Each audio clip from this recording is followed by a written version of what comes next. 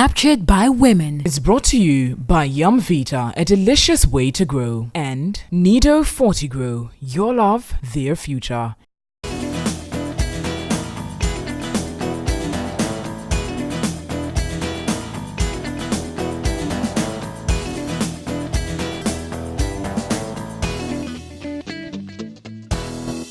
Well, it's Saturday afternoon and we're very excited to be here on another exciting episode of Captured by Women. Thankfully, Nanama is back. Yeah. Welcome back, Nana. Thank you, Petra. We've missed you so much. Yes, I missed the but show of course, too. Kathleen was sitting in really nicely and so she's not here today. We hope that Rosamond will join us next week. But we have a very interesting lineup for today. We're going to be looking at the issue of pensions and the call by NATS for the government to pay more attention and do something very quickly to ensure that their pension payments are effected very soon. We'll also be looking at the issue around the unfortunate shooting and killing of a mobile money vendor. This is one too many, and we want to discuss what the issues are with that and how we can ensure that people are more secure as they go about their daily activities, especially in the mobile money sector. We'll be discussing permanent eyelashes on our lifestyle segments. You don't want to miss any part of today's show. We're proudly sponsored by Yum Vita, GTP, and Nido. Please stay with us. We'll be right back.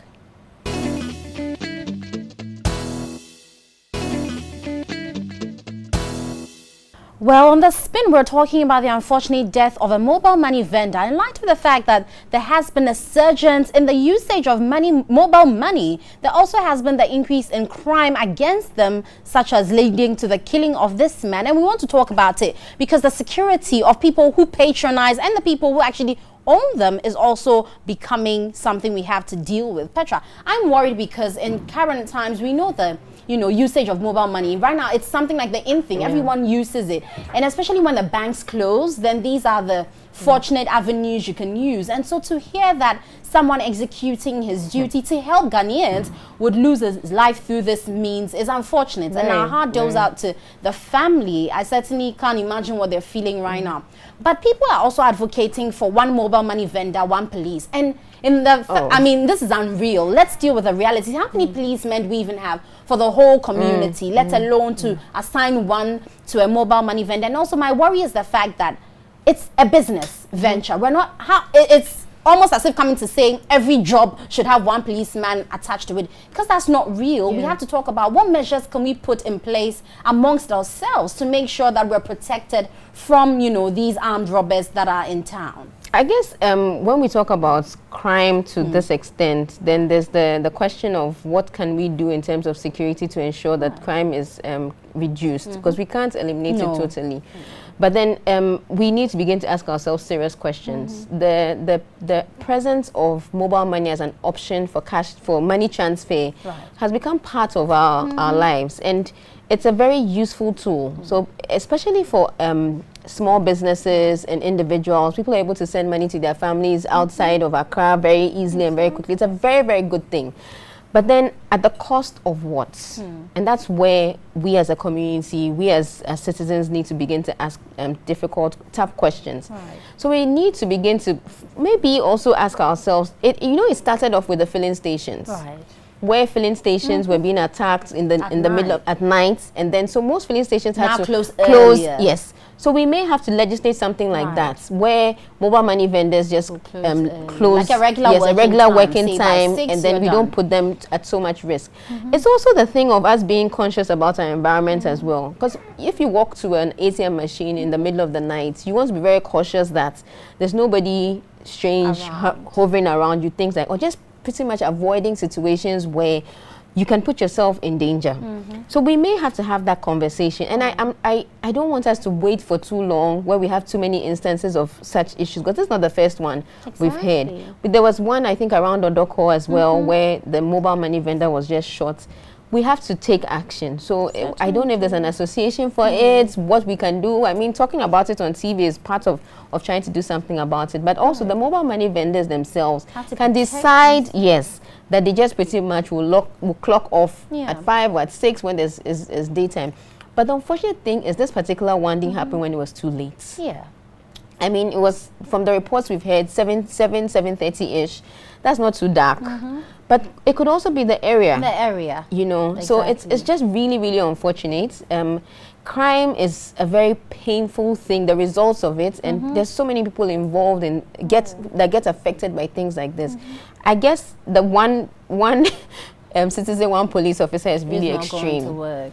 But we have to find a solution, and maybe just closing a bit early, or deciding on particular parts of Accra or the city to be in would also be okay. So I think the discussion still continues. At the end of the day, we're saying everyone needs to protect themselves. Let's try and find other avenues rather than staying late at night in dark places where money transactions are taking place. We'll take a break. We'll be back. The show is proudly sponsored by Yumvita, a delicious way to grow, GTP and Nido. Stay with us.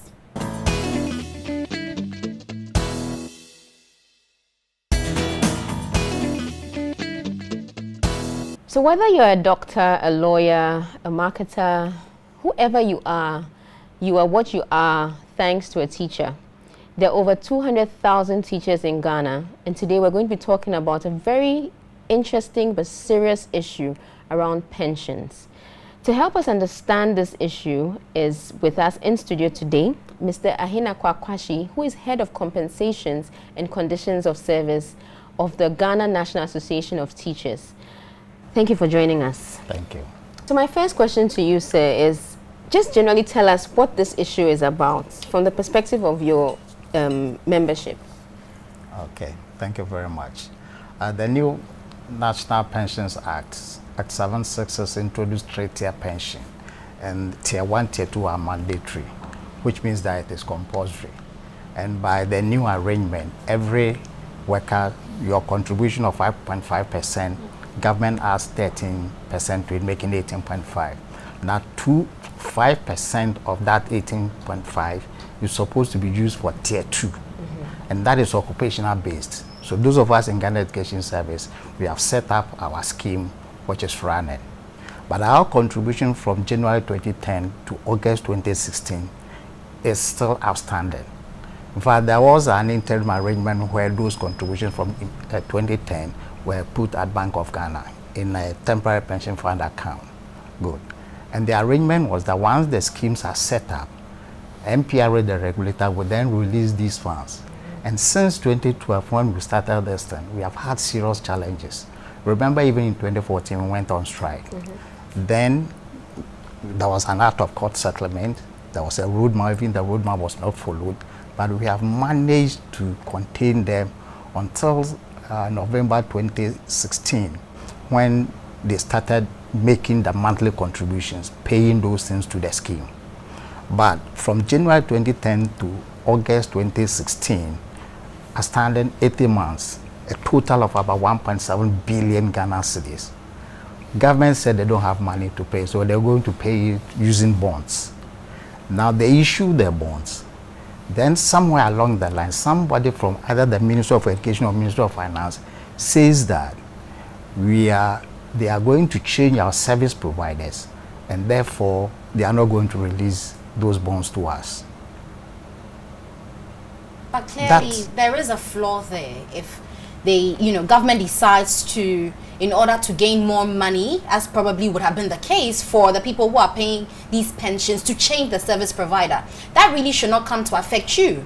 Exactly. That is an issue they would have to solve in the background. No, so but the issue has to do with the trust board. Right. Because the trust board, government, in the roadmap, government appoints the service providers, the custodian, one of the fund managers, and then the administrator.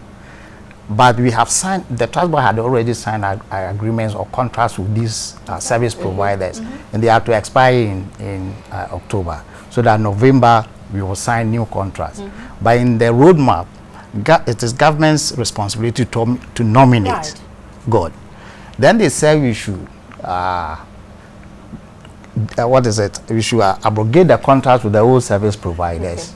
If we don't do that, they will not give us the money. How is it that people are contributing to a pension fund, of which they probably have made arrangements? Of course, people are waiting to enjoy these things at the end of their service. And so if I go into it in year A, knowing that by year B, I would have such and such accumulated for myself, and government comes to say, because I want to change a service provider, hold on, we won't give you your contributions. I'll sort that out before I come to you. But it's gone on longer than expected. How are they expecting you to cope? Or what were the engagements that went, you know, with it between yourselves and government for them to think it's a good time to hold on with this and watch you? We are not too happy about that posture of government because there were 4 public sector schemes. Now 3 of them in December 2017, their bonds were released to them.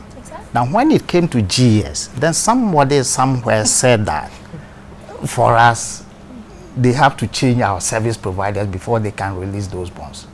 And we have engaged them over the years, over these few months, with the reason that we have signed 2 years agreements with the old service providers. And that let them run until it expires. Until it expires. Then we will take on board your new service providers, sign the agreements with them, and then we will move on. Then they said no. I'm sure in the 18-month period, some of your members have gone on retirement and are due to access these pensions. Exactly. How has this impacted them? As at now, they have not received their money. And the law says that after, when you go on retirement within 1 month, you should have your money. We don't have the money, and the irony of it is that when they go to MPRA tells them that they should come to the trust board, and specifically the unions. So they are even pitching our members against us, as if we have in possession the money and we are not releasing those monies to them. And the irony is that those people who are supposed to go on retirement after January 2020, and for one reason or the other they have gone on voluntary retirement, are supposed to have their monies, and their monies are with MPRA. When they come, we tell them, then they go, MPRA tells them, come to your union. Meanwhile, we don't have the money. So it's actually a very sad, unfortunate situation, because I know after you've worked so hard for so long, you have the expectation that when you go on retirement, you would something get waiting for you. Something waiting so, for and you. it's just so unfortunate. It's just a bad situation. Very well. But looking at it also in hindsight, is this something that you could have done in the sense that you, I don't know what the law says concerning how you run, but could you have taken a stance that you would manage your own pension funds rather than having government appoint and also literally, you know, oversee who runs and how it's run? Yeah, these problems came about as a result of the transitional arrangement. Okay. Because immediately they passed the law in 2008. You know, there was a changeover of government in 2009. The new government came in, and in September they appointed a board. Then they said these schemes will start in January 2010. Now, between January 2010, our scheme was finally set up around November 2012. And the arrangement was that these monies will have to be kept at Bank of Ghana in the temporary pension fund account. And once the schemes are set up, then Bank of Ghana will release the funds. And you remember we had a number of tussles with the previous government where they were not prepared to release those funds. So when this government came, the president himself committed to release or pay these monies. But unfortunately, we were told there was no money. So they had to use bonds to service the payment. And we agreed. But when it came to GS, because the other schemes, CrossAg, Health, and USAG, they are operating. There is no change of service providers. But when it came to GS, somebody said our service providers were nominated by the previous government. And they say 1.7 billion. They describe it as a bullet, so they will not give it to their people to use it to shoot us. So that is, I mean, this is mere politics, and that is bad. Is this money appreciating in your favor? Exactly. Not that we expect, because they are investing this money in 91-day treasury bills, and the rates are not good enough. So when you talk to the lawyers, is there any option where you can actually take government on for stalling this long? Because if you had saved it by yourself in a bank, you or in a savings and loans of any of your choice, you probably will be making more benefits than you are now. Exactly. So that is why we have started giving them the strategies that we intend to follow. We believe that government will listen to us if we reopen school for this academic year. and we are still at where we are now, You advise yourselves? yes, we will. We will definitely advise ourselves. We will definitely. Because we cannot continue to do this thing with our members suffering. But anyway. You see, look, one funny aspect is that people who are going on retirement, their past credit, their contributions up to December 2009, their contribution from inception of work up to 2009, they don't get more than 9,000 cedis for over 25, 26, sometimes even 30 years from SNITs. So it is this tier 2 which is supposed to give them some kind of cushion, and 80 months of that contribution is with MPRA. And the tier 2 is what we refer to as a defined contribution benefit. What it means is that your benefit is defined by the contributions that you are making. The only thing you can get in addition to your contribution is the investment returns.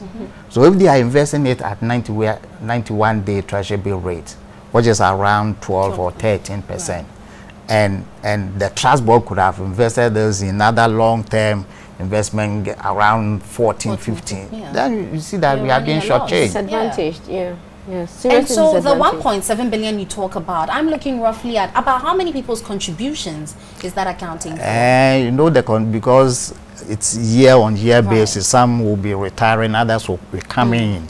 But roughly we are talking around 350,000 members. Wow. And according to our statistics, the figure that we have, GS, we are expecting at least about 5,000 retirees from 2020 onwards, excluding debts and other fiscal incapacitation, which will lead But people in total, to retire. how has this impacted, you know, the feeling of teachers concerning this issue? Do you feel that government is taking it seriously, or is this teaching profession something to even, you know, I mean, die for? I was thinking about that. I mean, when you said 25 years, 30 years, and people go home with what, 7,000 6,000, 5,000.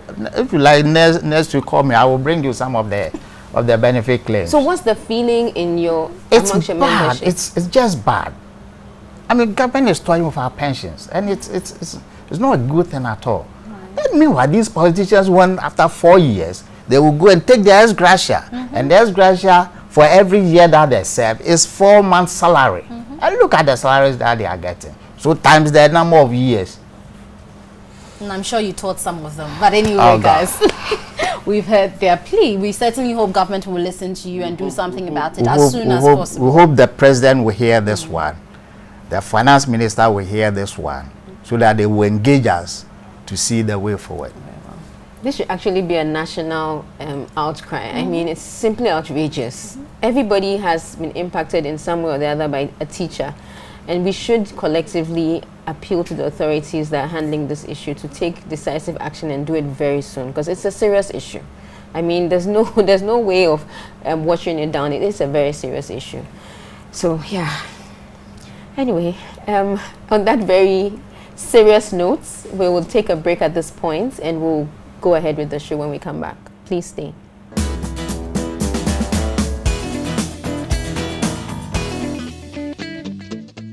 Welcome back. So a big bang too today, we're discussing the fact that Madam Otiko Jaba has bowed out of politics to take care of family. She says, well, this is a time where she thinks she'll stay back and watch how it goes from her home, but certainly I don't think she's not going to speak, or you're not going to hear her voice. I'm sure she'll still be doing that in different arenas. But we're going to talk about how this will impact on women governors, because we're one woman short in government. We'll be speaking to Vivian Tete. She wears many caps. She is the National Women's Coordinator for PPP, the Deputy Chair for the Coalition for Women National Women Organizers, and also the Coordinator for National Women's Coalition. So you see, it's all about women here this afternoon. Good afternoon and welcome to Captured by Women. Good afternoon, Doc. So let's talk about it. Madam Otiko Jaba, one of us, is leaving politics at this crucial time for us. How is this going to impact on the face of politics for most people? Because we have been fighting to get more women there. Now we've gotten them there and one of us is leaving. What's your take on this?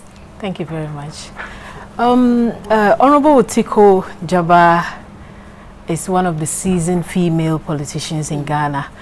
And for me, I know she's done so much for this country, especially women. Her agenda is to empower women and children, especially the girl child, and make sure that we move from wherever we are today. Her impact on us, I can't describe it. Because over the last 12 to 15 months that she was in office, she's done so well that we, the national women organizers of this country, we are really applauding her. The Women's Coalition is also applauding her. All women under her jurisdiction, be from the ministry or from the market women or from all the women groups that we were able to establish under her, we are applauding her for whatever decision she had taken. It's a personal decision anyway, and I believe it is also good as a woman to think about your family. Though she came into the public service to serve the country, but I also believe that if she is if she has taken that decision, it's quite personal, and we must respect that. I believe she was working for Ghana. She was working for women. She also had, it's high time indeed for her to say that I have to rest and take care of the home. It's quite important. But I believe that her exiting, for me, I know it's not final. I believe strongly that she will one day come back because she loved working for women. She has a passion working for women, and I know she's not going to just sit down. She'll one day sit back and think that, look, I have not finished my job and I have to move ahead. So she'll definitely join us. That's what I believe. So when you were talking about what she's done, you mentioned several women's groups that she has set up or been able to mobilize, things like that. For me, my question is, how do these women who she's raised, for want of a better word, look, or how would they perceive this decision of her wanting to step back? And I totally respect the decision to want to take care of family and all of that. But what's the sense you're getting from the grassroots? Because you are working with the women, I mean, at all levels. There's the two sides of it is, one, okay, she's doing a very honorable thing by saying, I want to go and take care of family. The other thing is the perception that it's too difficult and I don't want to be in this space anymore.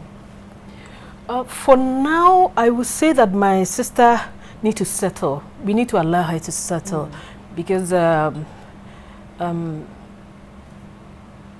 you can't just stay in a tones and pick them out when they are still pinching you. For now, she needs to settle. We can't force her to take any other decision for now. But the people that she has groomed, the people that she has mobilized, the people that she has put together in public or in this country, they are still intact. Whoever is coming to take her place, whoever has come to take her place, is still going to keep it up because they are working for the nation. They are not working for themselves. And I believe as women who has a love of all kids, all women, and even their husbands at heart, I believe she's not going to turn her back on. And so are the organizations, so are the women groups, so are the women who believe that she's one of the top women who has ever worked greatly for this country. We are solidly behind her. When we need her, we will call on her because we know that she has something that needs to be accomplished that she has not. Well, I'm sure if Madam Otiko Jaba was watching, she'd be very excited because you're really portraying a very excellent track record. So maybe you want to tell us, what are some of the key initiatives that we can attribute to her? Because, you know, sometimes we can get lost in all the many things that people do, but we just want to put out there the key things that she achieved as a Minister for Gender, Children and Social Protection. Thank you. To every human there is and I believe that there are so many things she has also done for this country, most especially for women and children. If my memories can serve me right, I think when she came to office at first, she first took over from Madam Ujilita. She continued with whatever Ujilita was doing. She made sure that the affirmative, the AA bill was relaunched, and every detail of it was also communicated to all women involved. We were to transcend the decision to the grassroots because they were the people who has to understand whatever is coming into that bill. They were the people who has to absorb all those things. So she made us go into the grassroots as women organizers, as leaders of all the political women's group and other organizational groups. We went to the grassroots, we went to the market women, we went to the ordinary Ghanaian who sells in the market, we went to other women organization group to educate them. Because many a times some of these bills come and they don't even understand them. So we went and educated them. She gave us the willpower. We were able to do that on her behalf. Right. We believe that we were not doing it for our various political parties, but we were doing it for the women of this country. Again, she also came out with He for She campaign, where we were made to understand that as the growing kids coming together, as our male or our sons coming, we need to inculcate them in all domestic activities so that they will see that if my sister is going up in certain positions, it's not that it's because of her beauty or outer appearance, but it's because she deserves to be there. Because we are sharing, we are portioning the choices together, and that can also be when the child or that girl grows up or that boy grows up. It wouldn't be that, oh, my sister is taking that position because she's pretty, she's taking that position because mommy loves her. No, we needed to educate that boy, we needed to educate that girl so that the two of them can work together. I also remember very well that you know, sometimes when women give birth, some of them go through certain challenges. If I can remember, something called the fistula. The fistula, she also came out vividly to campaign against it. She seeks support, she seeks fundings, and before God the man, I can point out some few other women that I knew they benefited from that particular project. She also encouraged breastfeeding. The 6-month breastfeeding. I also went to some of the programs. I also remember she has received several awards as the best African gender minister, and she's doing perfectly well. I also quite remember that all women organizers working on the hair, she gave us a lot of capacity building programs and then took us outside the country to visit the UN to learn much about women, our rights, where we have to go, where we need not to go, what we have to do as women leaders, how we can mobilize children and how we can mobilize women properly and educate them to know their rights. So with this very impressive track record, and I think she's left a huge gap that the incoming minister would have to fill. And having laid down some of the things she started off with, would like you to, of course, if you'd have the chance to talk to the incoming minister, what would your advice to her be, and what role would you want her to take up in this new position? Well, for Mrs. Morrison, I first want to congratulate her for being elected. And I also want to congratulate the president, because the president did so well by also electing another woman to take up that position. For that, we really applaud the president on that. With Mrs. Morrison, I want to encourage her. And what I want to tell Mrs. Morrison is that we are solidly behind her. Whatever my sister and our Honorable Otiko started, we are going to bridge it up with her. We are not going to leave her like that. We are going to support her, because the hearts of women are in their palms. And if we don't give them the headway, they cannot make it.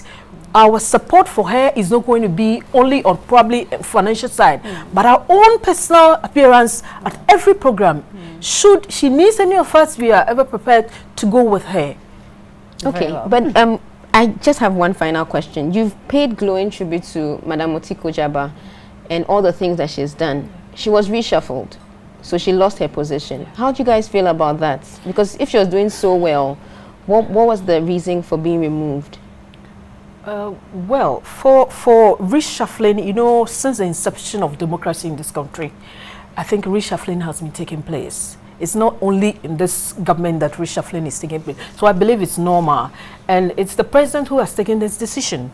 And we cannot do anything about it. All that we have to do is to applaud her and also encourage her still to remain as she has been, as we know her, so that she doesn't mean that because she has been reshuffled and she's going off that ministry, she's hurt or something. She's not. But how do the women who support her feel? Yeah, we felt that she has not finished her job. Okay. She has a lot ahead of her.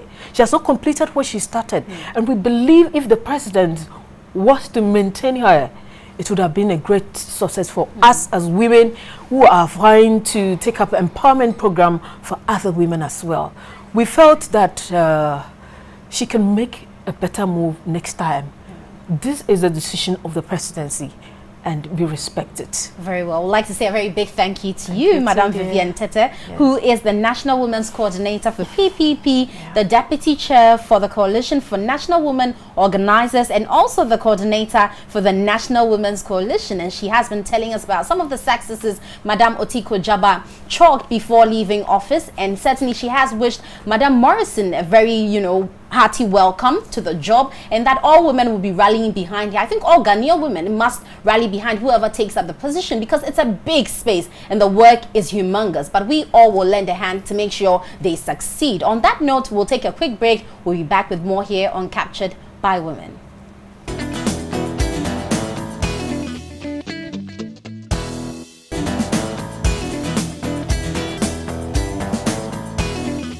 So now women are trying to look trendy, and I think we're taking it a notch higher. But definitely people are doing things permanently, because it takes a lot of time to try and draw your eyebrows, then come onto the lash, then the lips. So people are going for the permanent eyelashes. Interesting. It may look dangerous, but people have tried it and it looks normal. It comes out beautiful. And so we will be taught a few things about doing it and how to probably maintain it. But up next is lifestyle. Let's see. The eyelashes are mink lashes, and they are derived from the mink fur. So in other words, it's now frowned upon to harvest from the animal mink. So what we're doing is that the companies are manufacturing something very close to the mink, and they're very fine in texture. They're also called silk lashes, and those are what we attach on the client's natural eyelash. So what it is that we actually go in one by one, and we attach the artificial one onto the natural client's lashes. So we have anywhere from 4 to 6 weeks of retention. So if the client wants to continue wearing the lashes, she only has to come for a fill, which is a refill, and that could be done at a 3 or 4 weeks hallmark. So that's basically it. So what it does is that eyelashes just comes and frames the eyes, defines it, makes it open, make your eyes bigger. So clients who have droopy eyes can actually have a lift with the lashes, creating a more opened look. We have clients who have maybe very slanted eyes and want to maybe depict how slanted they are, so they go for a cat-eyed look. So we have various forms and various patterns we work with to just create the desired look of the client. So today here on my model, she has very big eyes. So with hair like this, and she has naturally long lashes. So I'm just going to extend and make it look natural. Most of my clients want a more natural look, so they want it to look as though they are theirs. So we don't do anything exaggerated. The only thing exaggerated may be in the length, but with the length we have to look at what the client naturally has and then add on. So for somebody like her who has big eyes, if I do shorter lashes on her, it's not going to show. And since she has what we call a C-curl lash, those are lashes that are not too curly because she's mixed race. So it's going to just, I'm just going to use a more curly one to just give her a bit of a lift so that her eyes don't look sleepy, but they look like wide awake. So that's what I'm going to do for her today. Okay.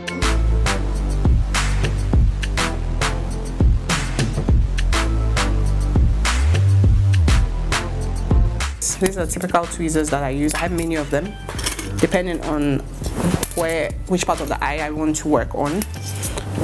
We always use one curved and one straight. Spend too much time on the client. So that's the adhesive I'm going to be using. It's for sensitive eyes. Yes. So that's the holder that I'm going to use to apply it. Perfect.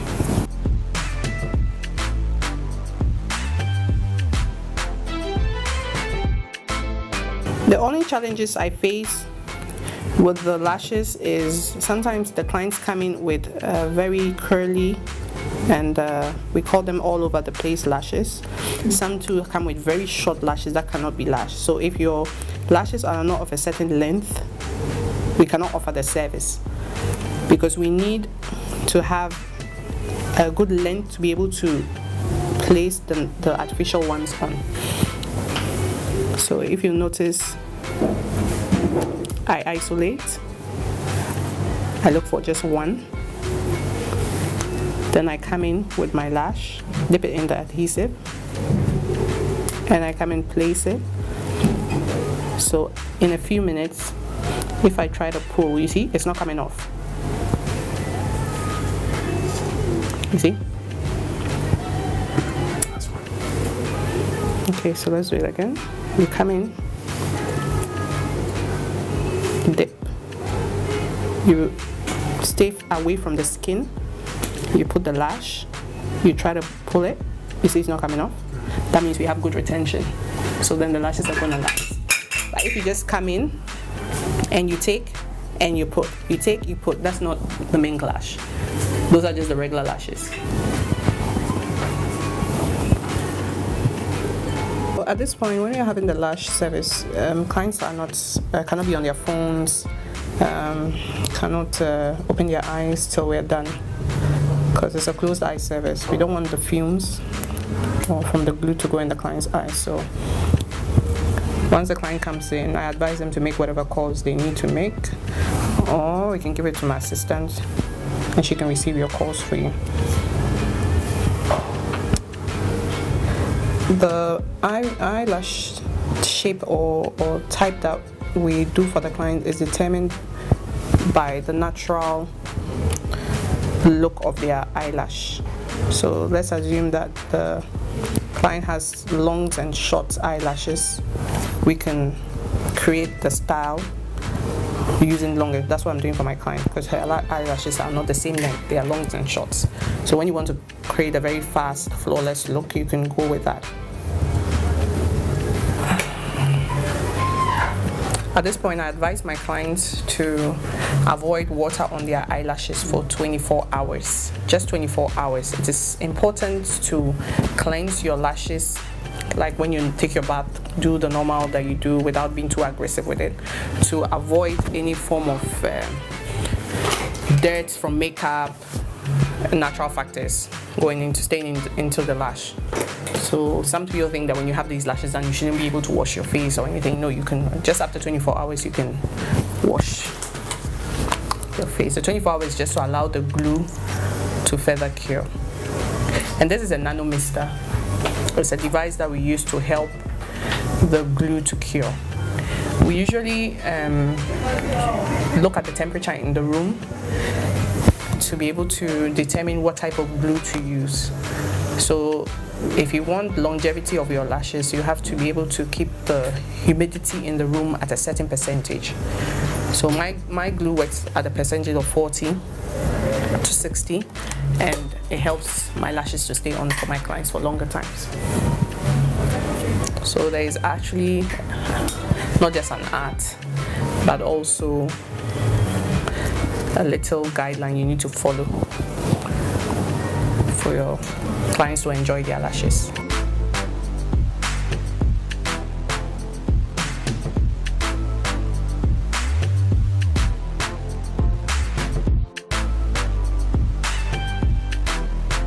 You don't sleep on the eyelashes. Like if you sleep on your face, then you cannot. It's not advisable to have these lashes done. You should sleep on your sides. Don't pull at the lashes because it's painful. Since they're attached to your natural lash, in case you're pulling it, it will be as though you're pulling your own lashes. If you want to take them out, it's better to come for me to dissolve them. It takes about just 30 minutes to dissolve them. We advise that even if you just be careful with the eyelashes, and then you can enjoy the longevity of it. So sometimes some of my clients, because they've been sleeping whilst the service is going on, their eyes are a bit tired. Some of them are tired, so I like to give them a bit of eye drops to just clear out the eyes. Some are going to work from here, so just clean out their eyes a bit, and then they are good to go.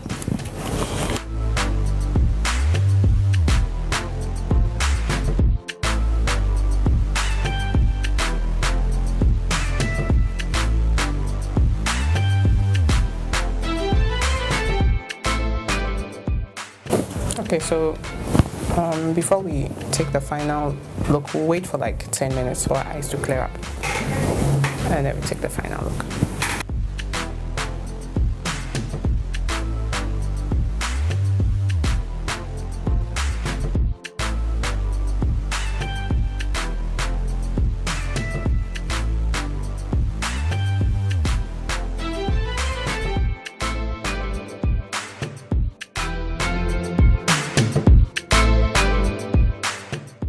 Well, all too soon we've come to the end of the show. We've spoken quite a bit around the issue of the NATS pensions, and we do hope that there can be some resolution to this very soon. It's quite unfortunate, and of course we're all affected by it in one way or the other. We spoke about Madame Otiko Jabe's decision to step away from politics and to take care of family, which I feel is a very honorable decision to make. But Amma, there was also the lifestyle and the whole permanent issues. But of course, women, Petra, I think we are really catching up. I think God must come now. Like we have caught up. No, we've overtaken everything. I'm sure Jesus just sits up and is like, hey, see your children. Like right now they are learning, you know. Yeah. But anyway, we do some. It's all part of life. If you don't do anything for your generation, you fail. So people have innovated things. And Catherine made mention of the fact that she's piling up her money to go and do both the microblading eyebrow and the permanent lashes. So we're hoping that please take me along when she's got the money. Yes. Anyway, but we had all that and more for them on the show. And unfortunately the issue with the mobile money vendor as well, quite unfortunate. We hope we don't have to talk about anything like that anytime soon, but it's a security issue, so hopefully the authorities in charge would pay attention to it and see. I was particularly excited by Madame Vivian Tete, women's organizer of PPP, who paid glowing tribute to outgoing Minister of Gender, Children and Social Protection, Otiko Afisa Jaba. And I joked with her when she was walking off the set that if Madame Otiko ever decides to go run for office, she would possibly like her to be her campaign manager, because she was very eloquent with everything that she said. But we would like to say special thanks to our sponsors, Yumvita, a delicious way to grow, GTP for our fabric, and Nido. Thank you very much for joining us today. There will be a repeat of this show on Monday, and we hope that you join us same time next week, Saturday. It's myself, Petra, and Nanama. Have a good weekend.